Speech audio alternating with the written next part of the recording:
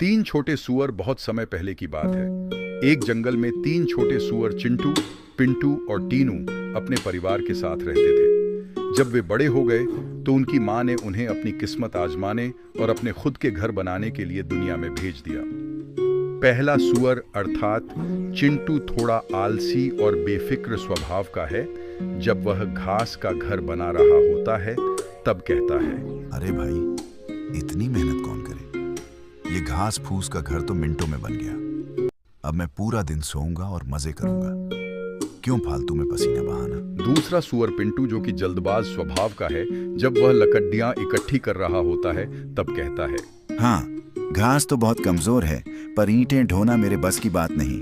लकड़ियां ठीक हैं, मजबूत भी और सस्ती भी।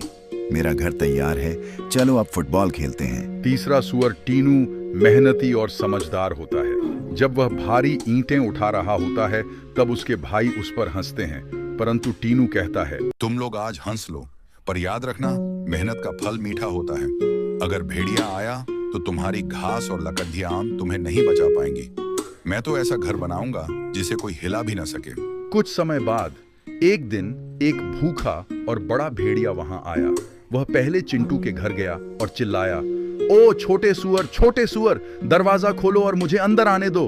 चिंटू डरते हुए, नहीं नहीं, मैं तुम्हें कभी अंदर नहीं आने दूंगा, नहीं खोलूंगा। भेड़िए को गुस्सा आ गया। वह और ऊंचे स्वर में बोला, छोटे सुअर, दरवाजा खोल, वरना मैं फूंक मारूंगा और तेरा घर उड़ा दूंगा। नहीं खोलूंगा, भाग जाओ यहाँ से। भेड़िया जोर से फूंक मारकर घास का घर उड़ा देता है। चिंटू जल्दी से पिंटू के घर भाग जाता है।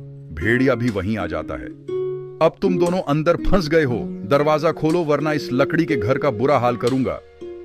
तब पिंटू कहता है, नहीं खोलूंगा, भाग जाओ यहाँ से। भेड़िए ने गहरी सांस ली और अपने पैर का प्रयोग करके लकड़ी का घर भी गिरा दिया।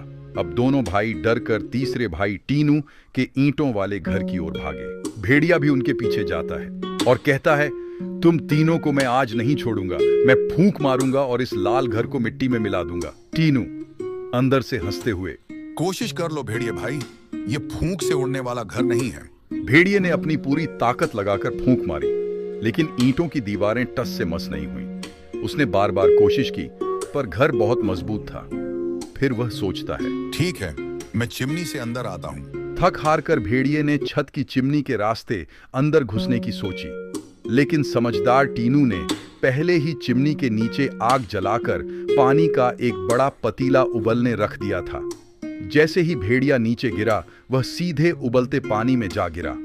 वह दर्द के मारे चिल्लाया और वहां से ऐसा भागा कि फिर कभी वापस नहीं आया। सीख: मेहनत और अच्छी योजना हमेशा रंग लाती है। काम को जल्दी खत्म करने के चक्कर में उसकी गुणवत्ता से समझौता नहीं करना चाहिए।